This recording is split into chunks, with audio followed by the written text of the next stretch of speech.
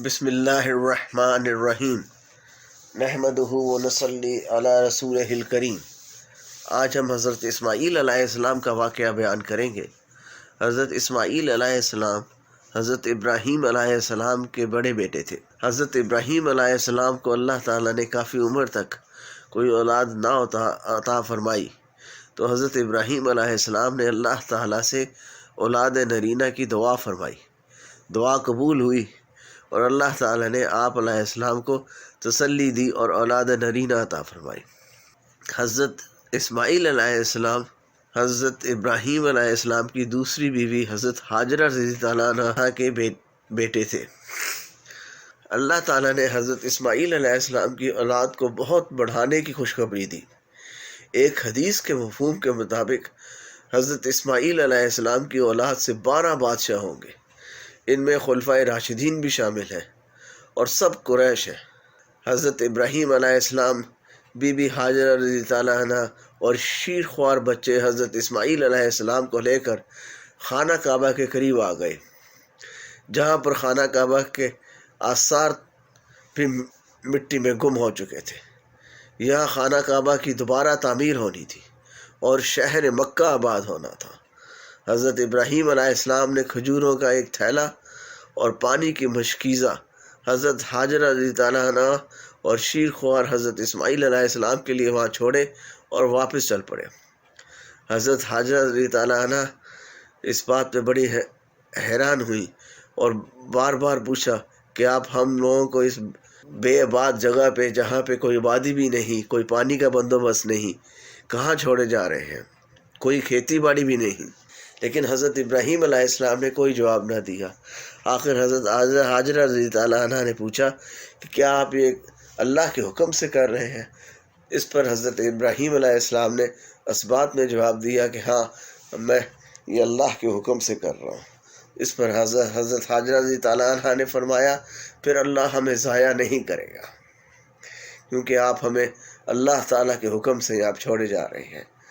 جب حضرت ابراہیم علیہ السلام ان کی آنکھوں سے اوجھل ہوئے تو دعا فرمائی، اے ہمارے پروردگار، میں نے اپنی کچھ اولاد کو آپ کے حرمت والے گھر کے پاس ایک ایسی وادی میں لا بسایا ہے جس میں کوئی کھیتی نہیں ہوتی۔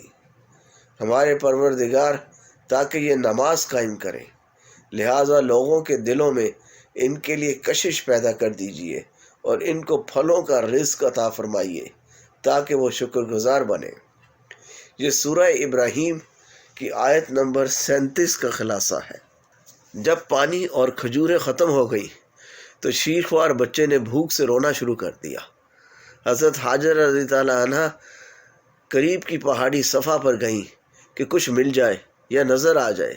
اس کے بعد دوسری طرف کی پہاڑی مروہ پر گئیں کہ وہاں کچھ مل جائے، وہاں بھی کچھ نظر آ جائے، لیکن وہاں بھی کچھ نہ ملا۔ اسی پریشانی میں حضرت ہاجرہ رضی اللہ عنہا نے 7 چکر لگائے اور ساتھ ساتھ بچے کو بھی دیکھتی جاتی۔ اسی دوران جب وہ مروہ پر تھیں تو ایک آواز آئی۔ آپ رضی اللہ عنہ نے فرمایا، اگر تم مدد کر سکتے ہو تو سامنے آؤ۔ دیکھا تو فرشتے حضرت جبرائیل علیہ السلام موجود ہیں۔ حضرت جبرائیل علیہ السلام نے اپنی ایڑی یا پر زمین پر مارا تو زمزم کی جگہ سے پانی ابلنے لگا۔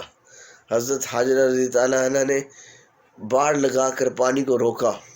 اس میں ایک حدیث کا مفہوم اس طرح ہے، ہمارے پیارے نبی آپ حضرت محمد صلی اللہ علیہ وآلہ وسلم نے فرمایا، اللہ تعالیٰ اسماعیل پر رحم کرے، اگر وہ زمزم کو اس طرح نہ روکتی اور اس کی چاروں طرف باڑ نہ لگاتی تو آج وہ زبردست چشمہ ہوتا۔ حضرت ہاجرہ رضی اللہ عنہا نے خود بھی پانی پیا اور حضرت اسماعیل علیہ السلام کو دودھ پلایا۔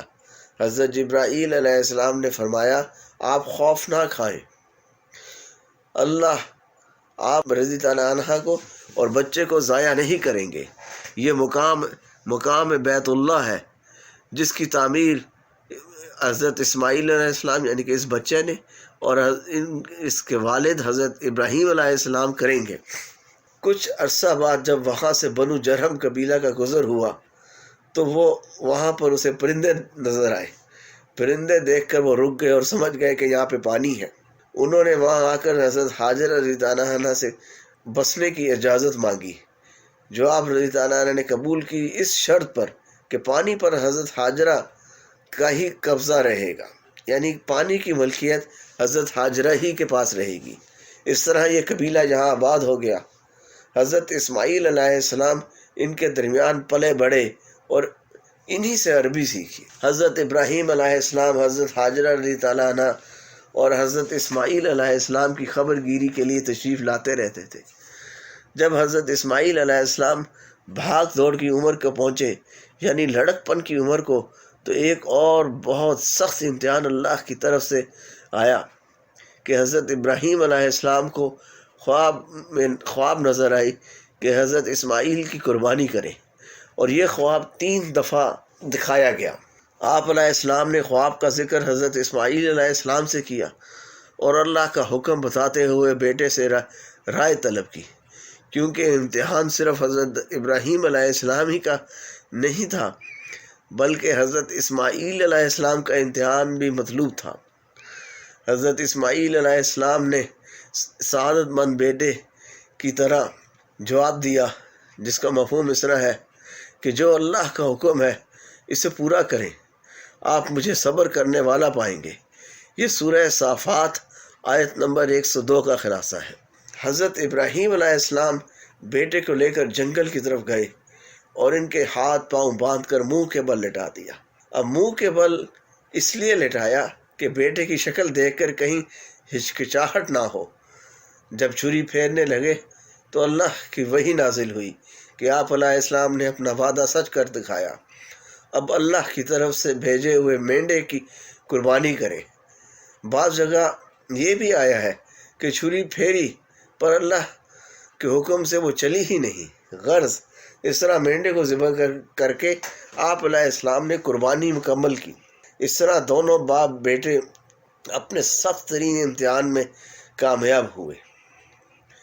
اس نسبت سے حضرت اسماعیل علیہ السلام کو ذبیح اللہ بھی کہا جاتا ہے۔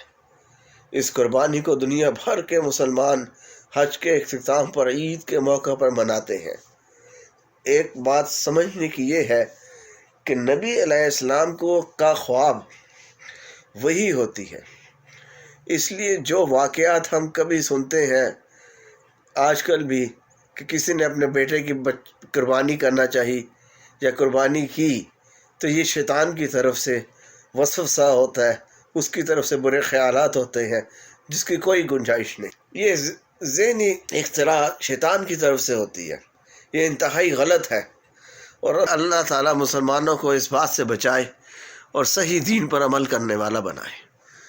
جیسا کہ ہم پہلے ذکر کر چکے ہیں کہ حضرت اسماعیل علیہ السلام قبیلہ جرہم کے درمیان پلے بڑھے اور انہی میں عربی سیکھی، اور جب حضرت اسماعیل علیہ السلام بڑے ہوئے تو انہی میں ان کی شادی ہوئی۔ اسی زمانہ میں جب وہ بڑے ہوئے اور ان کی شادی ہوئی، اسی وقت کے درمیان اسی زمانہ میں حضرت حاجرہ رضی اللہ عنہا انتقال فرما گئی۔ حضرت ابراہیم علیہ السلام کچھ عرصہ بعد ملنے آئے تو حضرت اسماعیل علیہ السلام گھر پر موجود نہ تھے۔ حضرت ابراہیم علیہ السلام نے آپ کی بیوی سے گھر کی گزر اوقات کے بارے میں پوچھا تو کہنے لگی کہ سخت مشکل اور پریشانی میں ہے۔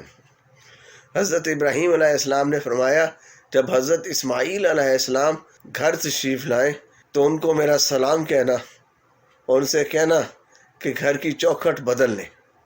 حضرت اسماعیل علیہ السلام گھر تشریف لائے اور پوچھا کہ کوئی آیا تھا، تو بیوی نے حضرت ابراہیم علیہ السلام کے بارے میں بتایا تو حضرت اسماعیل علیہ السلام نے فرمایا کہ وہ میرے والد تھے اور وہ چوکھٹ سے مراد تم ہو۔ اس طرح حضرت اسماعیل علیہ السلام نے حضرت ابراہیم علیہ السلام کی ہدایت کے مطابق اپنی بیوی کو طلاق دے دی۔ حضرت اسماعیل علیہ السلام نے دوسری شادی کر لی۔ حضرت ابراہیم علیہ السلام دوبارہ تشریف لائے تو اتفاق سے حضرت اسماعیل علیہ السلام گھر پر موجود نہ تھے۔ حضرت ابراہیم علیہ السلام نے دوسری بیوی سے وہی سوال کیا تو کہنے لگی کہ اللہ کا شکر ہے، اچھی طرح گزارا ہو رہا ہے، آپ علیہ السلام نے کھانے کے بارے میں پوچھا تو بیوی نے کہا کہ گوشت ملتا ہے اور پینے میں پانی ملتا ہے۔ حضرت اسماعیل علیہ السلام نے آ کر پوچھا کوئی آیا تو نہیں تھا؟ تو دوسری بیوی نے کہا کہ ایک بزرگ آئے تھے اور تمام بات بیان فرمائی، جس پر حضرت اسماعیل علیہ السلام نے فرمایا کہ وہ میرے والد حضرت ابراہیم علیہ السلام تھے، اور ان کا پیغام یہ ہے کہ تو زندگی بھر میری رفیقہ حیات رہے۔ حضرت ابراہیم علیہ السلام نے جاتے ہوئے دعا فرمائی، اللہ تعالیٰ ان کے گوشت اور پانی میں برکت عطا فرما۔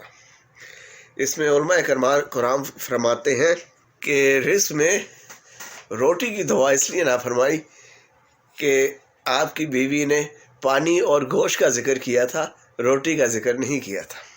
حضرت ابراہیم علیہ السلام حضرت اسماعیل علیہ السلام کے پاس تشریف لاتے رہتے تھے۔ اس دفعہ بھی کچھ عرصہ بعد تشریف لائے تو حضرت اسماعیل علیہ السلام زمزم کے کنویں کے پاس بیٹھے اپنے تیر درست فرما رہے تھے۔ حضرت ابراہیم علیہ السلام نے حضرت اسماعیل علیہ السلام کو خانہ کعبہ کی تعمیر کے بارے میں اللہ تعالیٰ کا حکم سنایا تو آپ علیہ السلام نے ہمیشہ کی طرح اللہ کے حکم کے آگے سر تسلیم خم کیا۔